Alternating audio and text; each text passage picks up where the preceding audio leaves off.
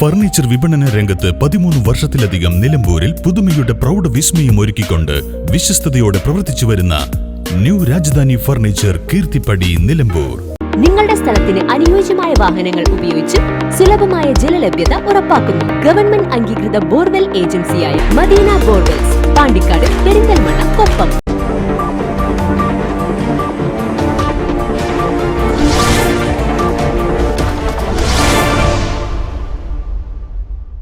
ഒൻപത് വയസ്സുകാരിയെ ലൈംഗിക പീഡനത്തിനിരയാക്കിയ കേസിൽ യുവാവിനെ 12 വർഷം തടവിനും 25,000 രൂപ പിഴയടയ്ക്കുന്നതിനും ശിക്ഷിച്ചു. പാലേമാട് ഉണക്കമണ്ണ പനങ്ങാടൻ ഷാനവാസിനെയാണ് നിലമ്പൂർ ഫാസ്റ്റ് ട്രാക്ക് സ്പെഷ്യൽ കോടതി ജഡ്ജ് KP ജോയ് ശിക്ഷിച്ചത്.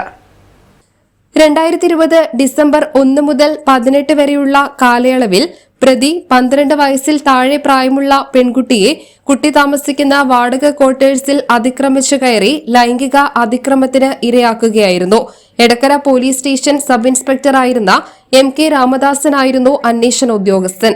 12 വർഷം സാധാരണ തടവിനും 25,000 രൂപ പിഴ അടയ്ക്കുന്നതിനുമാണ് ശിക്ഷ വിധിച്ചത്. പിഴ അടച്ചില്ലെങ്കിൽ 7 മാസം സാധാരണ തടവിനും ശിക്ഷിച്ചു. പ്രോസിക്യൂഷന് വേണ്ടി special public prosecutor advocate Sam K Francis ഹാജരായി. പ്രോസിക്യൂഷന് വേണ്ടി 12 സാക്ഷികളെ വിസ്തരിച്ചു. 12 രേഖകൾ ഹാജരാക്കി. പ്രോസിക്യൂഷൻ ലൈസൺ വിംഗിലെ senior civil police officer PC Sheeba പ്രോസിക്യൂഷനെ സഹായിച്ചു.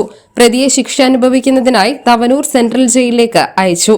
News bureau, Nilambur.